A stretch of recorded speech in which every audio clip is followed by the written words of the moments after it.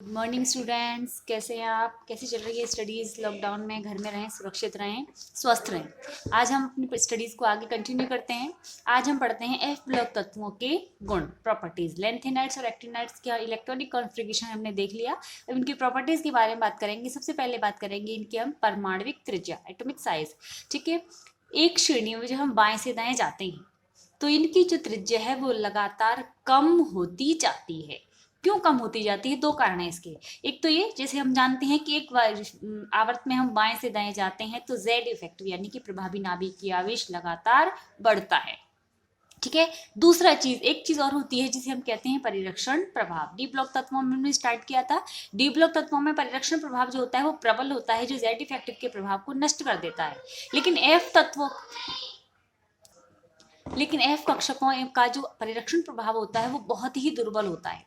ठीक है, तो हालांकि इनमें डी ब्लॉक की तुलना में ज्यादा इलेक्ट्रॉन्स भरे जा रहे हैं, 14 इलेक्ट्रॉन्स भरे जा रहे हैं, लेकिन इनका परिरक्षण प्रभाव बहुत दुर्बल होने के कारण ये जेड इफेक्टिव को संतुलित नहीं कर पाता। तो जैसे जैसे हम लेफ्ट टू राइट जाते हैं वैसे वैसे प्रभावी नाभिकीय आवेश लगातार बढ़ता है और एफ कक्षकों का परिरक्षण प्रभाव लगातार कम होता जाता है। इसके कारण आयनिक जो परमाणविक त्रिज्या है वो लगातार कम होती जाती है। ठीक है, तो इस प्रकार एक एफ श्रेणी में, चाहे वो 4F हो चाहे वो 5F हो, एक एफ श्रेणी में एफ कक्षकों के दुर्बल परिरक्षण प्रभाव एवं लगातार बढ़ने वाले जेड इफेक्टिव के कारण परमाणविक त्रिज्या में लगातार कमी होती जाती है। इसे ही हम लेंथेनाइड संकुंचन कहते हैं। ठीक है, एक्टिनाइड में होगा तो इसे हम एक्टिनाइड संकुंचन कहते हैं। समझ में आ गया बच्चों? संकुंचन का मतलब होता है सिकुड़ना। तो लेंथेनाइड और एक्टिनाइडों के आकार लगातार सिकुड़ रहे हैं, छोटे होते जा रहे हैं। क्यों होते जा रहे हैं? क्योंकि प्रभावी नाभिकीय आवेश लगातार बढ़ रहा है और परिरक्षण प्रभाव यहाँ पर बहुत ही दुर्बल है। ठीक है, अब इन परिरक्षण प्रभाव के कारण या इस लेंथेनाइड संकुंचन के कारण पर क्या प्रभाव पड़ता है वो देखते हैं अपन। ठीक है, तो लेंथेनाइड श्रेणी में या एक्टिनाइड दोनों में ही सेम चीज आएगी कि एक श्रेणी में जब लेफ्ट टू राइट जाएंगे, बाएं से दाएं जाएंगे, तो घनत्व लगातार बढ़ेगा क्योंकि आकार लगातार कम होता जा रहा है और द्रव्यमान, परमाणु द्रव्यमान तो श्रेणी में बढ़ेगा ही बढ़ेगा, तो इसलिए घनत्व में लगातार वृद्धि होती जाती है। दूसरी प्रॉपर्टी की बात हम करते हैं। लेफ्ट टू राइट जाने पर इसकी आयनन एंथैल्पी बढ़ती जाती है। आयनन एंथैल्पी किस पर डिपेंड करती है? जेड इफेक्टिव पर पढ़ा है हमने। ठीक है, हमने यहाँ देखा है कि इनमें लगातार जेड इफेक्टिव का मान बढ़ता जाता है। तो जब जेड इफेक्टिव का मान बढ़ेगा तो इलेक्ट्रॉनों को बाहर निकालने के लिए हमें ज्यादा एनर्जी देनी पड़ेगी। इट मीन्स आयनन एंथैल्पी लगातार बढ़ती जाएगी। ठीक है, श्रेणी में लेफ्ट टू राइट आयनिक त्रिज्या भी लगातार कम होती जाती है। ऑब्वियसली जब परमाणविक त्रिज्या कम हो रही है तो आयनिक त्रिज्या तो कम होनी ही है। ठीक है, लेफ्ट टू राइट जब हम जाते हैं तो यौगिकों के आयनिक गुणों में कमी एवं सहसंयोजी गुणों में वृद्धि होती है। आयनिक गुण या सहसंयोजी गुण धनायन की त्रिज्या पर निर्भर करते हैं। धनायन की त्रिज्या बड़ी होती है तो आयनिक गुण ज्यादा होते हैं, धनायन की त्रिज्या छोटी हो जाती है तो सहसंयोजी गुण बढ़ते चले जाते हैं। और हम ये कह रहे हैं कि यहाँ आयनिक त्रिज्या लगातार कम होती जा रही है, यानी कि सहसंयोजी गुण तो लगातार बढ़ता जाएगा और आयनिक गुण लगातार कम होता जाएगा। ठीक है, अब आयनिक गुण यौगिक जितने भी होते हैं उनकी क्षारीय प्रकृति होती है और सहसंयोजी गुण जितने भी होते हैं उनकी अम्लीय प्रकृति होती है। तो अगला प्रॉपर्टी क्या होगी कि लेफ्ट टू राइट यानी कि बाएं से दाएं जब हम जाएंगे तो यौगिकों के क्षारीय गुणों में तो कमी आएगी और अम्लीय गुणों में वृद्धि होती जाएगी। ठीक है ना, ये लेंथेनाइड और एक्टिनाइड सभी के लिए सेम है। ठीक है, अब थोड़ा सा केवल लेंथेनाइड्स के कारण क्या होता है कि जब लेंथेनाइड संकुचन होता है तो हम पढ़ चुके हैं डी ब्लॉक में कि 5D श्रेणी के तत्वों के आकार 4D श्रेणी के तत्वों के आकार के लगभग समान हो जाते हैं। किसके कारण था ये? लेंथेनाइड संकुचन के कारण। ठीक है, अब लेंथेनाइड और एक्टिनाइडों दोनों की तुलना करें तो एक्टिनाइडों का जो आकार होता है वो लेंथेनाइडों की तुलना में बड़ा होता है। क्यों हो गया? वर्ग में ऊपर से नीचे आ रहे हैं, इनमें इलेक्ट्रॉन भरे जा रहे थे 4F में, इनमें इलेक्ट्रॉन भरे जा रहे हैं 5F में, एक कोश बढ़ गया तो एक कोश में वृद्धि हो जाने की कारण है। ठीक है, एक विशेष गुण अब यहाँ लेंथेनाइड्स और एक्टिनाइड्स दोनों के लिए ये कि इनका जो पृथक्करण करना होता है उसके लिए हम आयन विनिमय विधि प्रयुक्त करते हैं। क्यों करते हैं कि हमने देखा है कि इनके आकार लगातार छोटे होते जा रहे हैं। ठीक है ना, तो लगातार छोटे होते जाने के कारण इनके जो कुछ गुण हैं ठीक है। इनके रासायनिक गुण तो लगभग समान से ही रहते हैं, लेकिन आयनिक और सहसयुजी गुणों में थोड़ा सा अंतर आने के कारण इनके आयनिक आकार में कमी आते जाने के कारण इनकी समकुल बनाने की जो सामर्थ्य है वो परिवर्तित होती जाती है, यानी कि उनमें भिन्नता आती जाती है। उस भिन्नता का उपयोग करते हुए इनके पृथक्करण के लिए हम कौन सी विधि काम में लेते हैं बच्चों? आयन विनिमय रेजिन विधि, आयन एक्सचेंज रेजिन मेथड है। इनमें एक्सचेंज मेथड के थ्रू हम इनका पृथक्करण करते हैं। ठीक है, ये पहली प्रॉपर्टी थी। लेंथेनाइड्स और एक्टिनाइड्स दोनों के लिए सेम कि परमाणविक त्रिज्या दोनों की कम होती जाती है। ठीक है, लेकिन लेंथेनाइड का थोड़ा सा बड़ा साइज होता है, एक्टिनाइड्स का थोड़ा बड़ा आकार होता है, लेंथेनाइड का थोड़ा सा छोटा आकार होता है। ठीक है, दूसरा गुण हम पढ़ते हैं इनका चुंबकीय गुण, मैग्नेटिक प्रॉपर्टीज। मैग्नेटिक प्रॉपर्टीज के लिए अपन क्या यूज करते हैं? म्यू की वैल्यू, चुंबकीय आघूर्ण का मान निकालते हैं, और उसके लिए हमने फॉर्मूला पढ़ा है √n × n+2 बोर मैग्नेटॉन। ठीक है, सभी का हम इसी से निकालते हैं, और जो भी इस सूत्र से जो मान निकलता है प्रैक्टिकल वैल्यू भी हमेशा वो ही प्राप्त होती है। लेकिन लेंथेनाइड्स और एक्टिनाइड्स के लिए ऐसा नहीं है। इनके जो चुंबकीय आघूर्ण, चुंबकीय गुणों के मान होते हैं वो प्रैक्टिकल वैल्यू से कुछ और मिलते हैं, और इस वैल्यू से जब इस फॉर्मूला से जब अपन निकालते हैं तो हमें कुछ और प्राप्त होते हैं। कारण क्या है? हमें जानते हैं कि इलेक्ट्रॉन दो प्रकार की गति करता है, अक्षीय और कक्षीय। ठीक है ना, अक्षीय गति के कारण जो आघूर्ण उत्पन्न होता है उसको म्यू एस कहते हैं, कक्षीय गति के कारण जो आघूर्ण उत्पन्न होता है उसको म्यू एल कहते हैं। ठीक है ना, अब यहाँ ये जो म्यू एस और म्यू एल का मान है ये इनकी वैल्यू सब में ही अलग अलग होती है, लेकिन जो सामान्य तत्व होते हैं उनमें इलेक्ट्रॉन बाहर यानी वातावरण के संपर्क में होता है। तो वातावरण में संपर्क में होने के कारण उसके चुंबकीय आघूर्णों पर वातावरणीय कारकों का भी प्रभाव पड़ता है। लेकिन इनमें जो इलेक्ट्रॉन्स भरे जाते हैं वो कहाँ भरे जाते हैं? n-2 में, पूर्व पांत्य कोश में भरे जाते हैं। तो पूर्व पांत्य कोश में भरे जाने के कारण इन पर वातावरणीय कारकों का कोई प्रभाव नहीं पड़ पाता, तो इनके कुल चुंबकीय आघूर्ण का मान इस तरीके से इस फॉर्मूले से निकाला जाता है, ना कि इस तरीके से। ठीक है, अयुग्मित इलेक्ट्रॉनों की संख्या से जब हम यहाँ सूत्र निकालते म्यू की वैल्यू निकालते हैं तो जो सैद्धांतिक मान है इसके प्रायोगिक मान से थोड़ा सा कम मिलता है, प्रायोगिक मान थोड़े से ज्यादा मिलते हैं। ठीक है ना, तो इसका कारण ये है कि इसमें जो इलेक्ट्रॉन्स हैं वो वातावरणीय कारकों के संपर्क में नहीं होते, इसलिए इनकी चुंबकीय आघूर्णों के मान असामान्य प्रकार के होते हैं।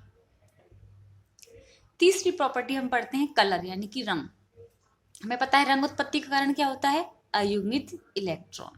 ठीक है, जिस भी आयन में अयुग्मित इलेक्ट्रॉन्स होंगे वो ही रंगीन हो सकता है। जहां अयुग्मित इलेक्ट्रॉन नहीं होते वहां तो रंग उत्पन्न होने की संभावना ही नहीं होती। ठीक है ना, अब यहाँ रंग उत्पत्ति का कारण क्या है? जैसे हमने डी ब्लॉक तत्वों में पढ़ा था कि डी ब्लॉक तत्वों में उत्पत्ति का कारण क्या था? डी संक्रमण। बिल्कुल उसी तरीके से इनमें रंग उत्पत्ति का कारण क्या है? एफ संक्रमण। जैसे डी संक्रमण होता है कि डी कक्षक दो भागों में विभाजित हो जाते हैं, उसी तरीके से यहाँ एफ कक्षक भी दो भागों में विभाजित हो जाते हैं। फिर उनमें जब इलेक्ट्रॉन्स निम्न ऊर्जा कक्षकों से उच्च ऊर्जा कक्षकों में जाते हैं तो उसे हम एफ संक्रमण कहते हैं। और जब इलेक्ट्रॉन निम्न ऊर्जा से उच्च ऊर्जा क्षेत्र में जाएगा तो किसी न किसी ऊर्जा का अवशोषण करेगा। ठीक है, तो किस क्षेत्र की ऊर्जा का अवशोषण करता है? ये 200 nm से 1000 nm तक, 200 नैनोमीटर से 1000 नैनोमीटर तक की ऊर्जा का अवशोषण करता है। ठीक है ना, अब ये जो ऊर्जाएं होती हैं तीन क्षेत्रों से मिलकर बनती है। इनमें 200 से 400 nm की जो ऊर्जा है वो तो होती है पराबैंगनी क्षेत्र की, यूवी रीजन की। ठीक है, 400 से 700 nm की जो ऊर्जा होती है वो दृश्य प्रकाश होता है जो विबग्योर यानी 7 रंगों से मिलकर बनता है। और 700 से 1000 nm की जो ऊर्जा होती है वो IR यानी कि अवरक्त प्रकाश की होती है। तो इलेक्ट्रॉन इन क्षेत्रों से ऊर्जा का अवशोषण करता है। अगर इलेक्ट्रॉन द्वारा एफ संक्रमण के लिए दृश्य प्रकाश की ऊर्जा का उपयोग किया गया है तो ही यौगिक रंगीन दिखाई देगा, और अगर वो यूवी लाइट यानी कि पराबैंगनी लाइट या अवृत्त प्रकाश का अवशोषण करता है तो अयुग्मित इलेक्ट्रॉन होते हुए भी वो यौगिक रंगीन नहीं होगा बल्कि रंगहीन होगा। एक विशेष बात और होती है लेंथेनाइड्स और एक्टिनाइड्स के लिए कि इनमें जिन धनायनों की विन्यास Fn और F14-n होते हैं उनके रंग समान होते हैं। ठीक है, क्या मतलब है इसका? जैसे मैंने F1 लिखा तो इसकी पेयरिंग में आएगा F13, 14 - n यानी 14 में से 1 13 हो गया। ठीक है, ऐसे F2 लिखा तो इसके साथ में F 12, F3 लिखा तो इसके साथ में F11, F4 लिखा तो इसके साथ में F10, ठीक है, F5 लिखा तो उसके साथ में F9, ठीक है ना। इस तरीके से इनकी पेयरिंग रहती है कि इनके रंग जिनकी कॉन्फ़िगरेशन Fn और F14-n है उनके रंग समान होते हैं, और इसका कारण ये है कि जितने अयुग्मित इलेक्ट्रॉन इसमें हैं उतने ही इलेक्ट्रॉन अयुग्मित इलेक्ट्रॉन इसमें पाए जाते हैं, ठीक है ना। अयुग्मित इलेक्ट्रॉनों की संख्या समान होने पर यहाँ रंग भी समान होता है, ठीक है ना। अब देखते हैं, मैंने आपको बता दिया कि जहाँ इस प्रकाश का अवशोषण किया जाएगा वो सभी यौगिक रंगहीन होंगे, जो इस प्रकाश का अवशोषण करेंगे वो रंगीन होंगे, और जो इस प्रकाश का अवशोषण करेंगे वो रंगहीन होंगे, ठीक है ना। अब देखो कौन कौन सी विन्यास ऐसे होते हैं। ये वाला जो प्रकाश है ये F1 और F7 इन दोनों के द्वारा अवशोषित किया जाता है। जिन धनायनों का विन्यास F1 होगा या जिनका विन्यास F7 होगा वो पराबैंगनी प्रकाश का उपयोग करते हैं संक्रमण के लिए, और पराबैंगनी प्रकाश हमें दिखाई नहीं दे सकता, इसीलिए वो हमें रंगहीन दिखाई देते हैं, ठीक है। ध्यान रखिएगा यहाँ F में 7 अनपेयर्ड इलेक्ट्रॉन्स प्रेजेंट हैं, 7 अयुग्मित इलेक्ट्रॉन प्रेजेंट हैं, फिर भी ये रंगहीन है। क्यों रंगहीन है? क्योंकि F संक्रमण के लिए ये पराबैंगनी प्रकाश का उपयोग करता है जो रंगहीन होता है या जो हमें दिखाई नहीं देता, ठीक है। इसी तरह से F13, ठीक है, F13 जो विन्यास है हालांकि इसमें एक ही अयुग्मित इलेक्ट्रॉन है लेकिन ये भी रंगहीन होता है। क्यों होता है? क्योंकि ये संक्रमण के लिए अवरक्त क्षेत्र के प्रकाश का उपयोग करता है, और अवरक्त क्षेत्र का प्रकाश भी हमारी आंखों तक हमें आंखों से दिखाई नहीं देता। इसके बीच के जितने भी आयन हैं जो दृश्य प्रकाश के क्षेत्र की ऊर्जा का उपयोग करेंगे वो सभी रंगीन दिखाई देंगे, ठीक है। जैसे देखिए मैंने एक छोटी सी टेबल बनाई हुई है, यहाँ इस टेबल को समझें आप। देखिए यहाँ मैंने बीच में रंग दिखाया है और दोनों तरफ ये धनायन है, यहाँ पर Fn है और ये F14-n है, ठीक है ना। देखिए F0 रखा तो यहाँ 14-0 यानी 14 ही रह गया, यहाँ F1 रखा है तो F13 14-1 हो गया, F2 तो F14-2 यानी कि 12, F3 F11 यानी कि 14-3, F4 ये F हो गया 14-4 यानी कि 10, F5 F14-5 यानी कि 9, F6 F14-6 यानी कि 8, और लास्ट में जाता है F7, ठीक है।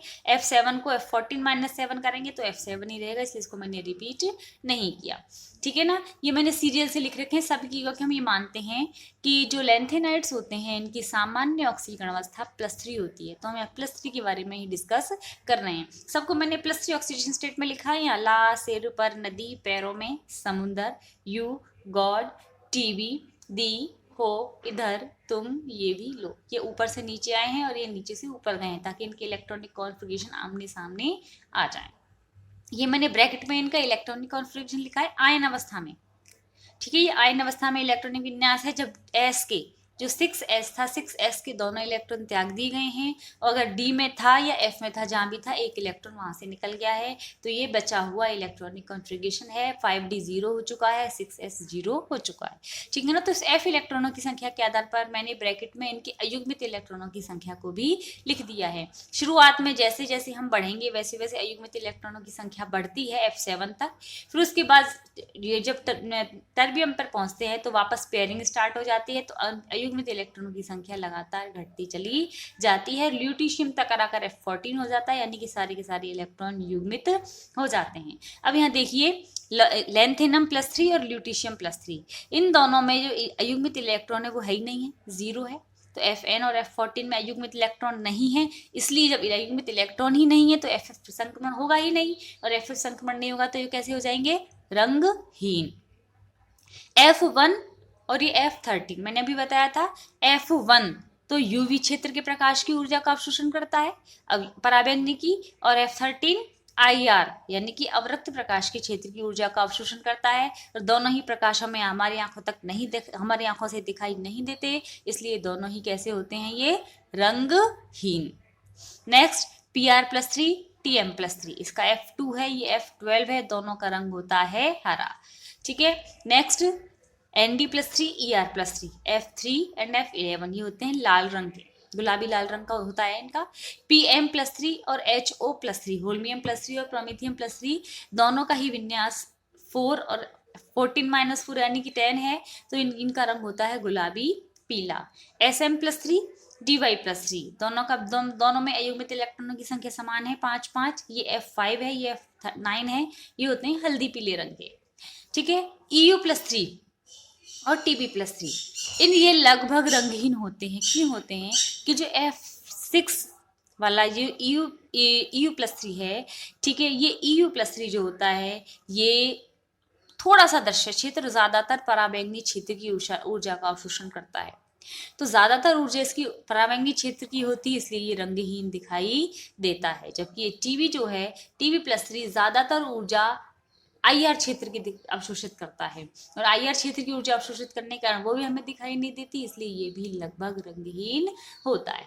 ठीक है ना, तो यानी 4 विन्यास हैं केवल, ठीक है, 4 पेयर जो रंगीन होते हैं, बाकी सभी यौगिक रंगहीन होते हैं। ठीक है, समझ में आया बच्चों? तो यहाँ रंगीन होने का कारण क्या था? यह रंगीन होने का कारण था F संक्रमण, जिसमें 200 nm से 1000 nm तक की ऊर्जा का अवशोषण किया जाएगा, और इसमें से अगर दृश्य प्रकाश की ऊर्जा का अवशोषण किया जाएगा तो वो यौगिक रंगीन होगा।